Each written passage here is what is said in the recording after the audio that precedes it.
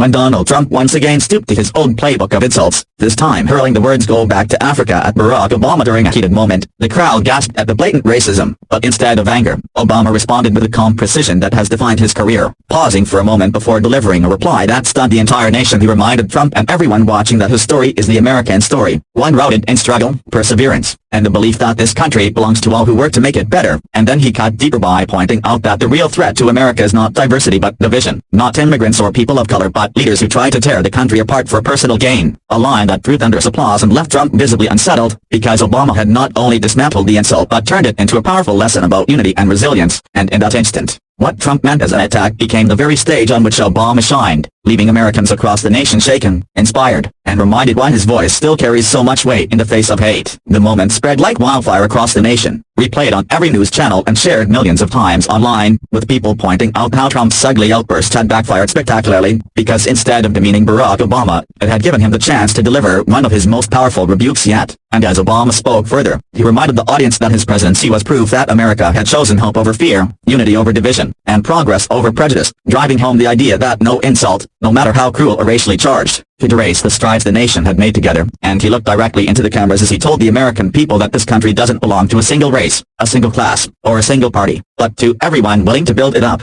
Words that sent chills through viewers and drew standing ovations. While Trump sat stone-faced, his attempt to dominate the stage now reduced to silence, and in that silence, the power of Obama's response echoed louder than any insult ever could, leaving America shocked not only by the ugliness of Trump's attack but by the grace, strength, and unshakable dignity with which Obama turned it around. As the dust settled from the explosive exchange, it became clear that Barack Obama's response had done far more than silence Trump in the moment. It had reignited something in the American spirit, because while Trump's insult was meant to demean and divide, Obama's words reminded people of the higher ground, the idea that leadership is not measured by how loudly you can shout or how viciously you can attack, but by how deeply you can inspire. And his reminder that our diversity is our strength struck a chord across every corner of the country, from classrooms where teachers replayed the clip for students to workplaces where people openly discussed how far America had come and how far it still had to go. And the ripple effect only grew as commentators from both sides admitted that Trump's outburst was a glaring misstep, a line too far even for his most hardened supporters, while Obama's composure reinforced why he remains one of the most respected figures in modern history. And the shocking part wasn't just that he turned hate into hope in real time, but that he left Trump powerless, staring at a crowd that no longer cheered for him but instead stood in awe of the man who had once again proven that dignity will always outshine disgrace. In the days that followed,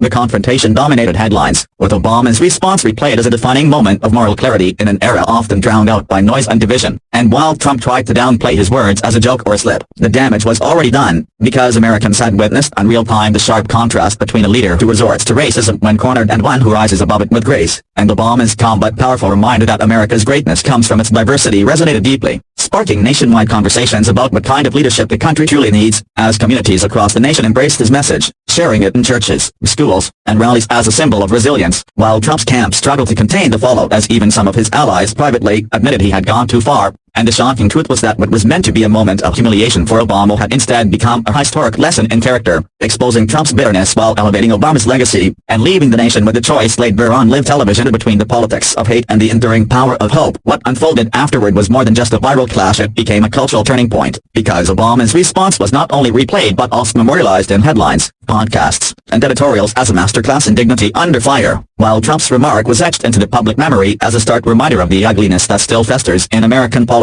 And as people across the country continued to share and dissect the moment, many noted how Obama had once again done what he always did best, take the lowest attack and transform it into a higher call for unity. And that transformation struck such a deep chord that it reignited conversations about race, identity, and what it means to be American, with Obama's words echoed in protests, quoted in graduation speeches, and celebrated as a rallying cry for inclusion, while Trump, furious at the loss of control, doubled down with angry rants at rallies that only made him look smaller in comparison. And the more he lashed out, the more his insult stood as proof of his desperation, contrasted against Obama's unshakable composure. And by the end, what America was left with wasn't just shock at Trump's audacity but a renewed recognition of why Obama's voice continues to matter, because in the face of hate, he offered not vengeance but vision, a vision that reminded millions that the promise of America is big enough for everyone. As weeks passed, the ripple effects of that single exchange only grew larger, shaping not just political discourse but cultural conversations in ways Trump had never anticipated, because Obama's powerful response continued to echo through communities, campuses, and living rooms, where people who had grown weary of toxic politics found themselves re-energized by his words, and the moment began to symbolize a broader struggle between the politics of division that thrive on fear and scapegoating, and the politics of unity that call people toward a higher purpose. And everywhere the clip was shared, whether on social media, nightly news, or in quiet conversations, it reminded Americans of what true leadership looks like, leadership that refuses to be dragged into the gutter no matter how low the attacks sink, while Trump found himself increasingly cornered, as his crude insult not only alienated undecided voters but also embarrassed some of his staunchest defenders who suddenly found themselves without a defense. And in that growing silence from his own ranks, Obama's voice carried even louder, becoming a rallying cry that transcended partisan divides, leaving many to reflect on the type of nation they wanted their children to inherit. And by the time the dust finally settled, it was clear that Trump's attempt to belittle Obama had instead carved out a defining moment where the tables turned, proving that history remembers not the cruelty of insults but the strength of the response that dismantles them. And in that sense, Obama's calm defiance had shocked America not just for a night but for a generation. In the months that followed, the clash between Trump and Obama remained etched into the American conscience, evolving from a single fiery moment into a lasting symbol of two competing visions of the country, because while Trump's crude "go back to Africa" insult became a stain that even his most loyal strategists struggled to explain away, Obama's dignified response was replayed as a timeless reminder of resilience, echoing across universities, community halls, and even international stages where leaders praised the strength it took to turn hate into hope. And what shocked America most was not just the ugliness of Trump's attack but the sheer brilliance with which Obama transformed it into a lesson about identity, belonging,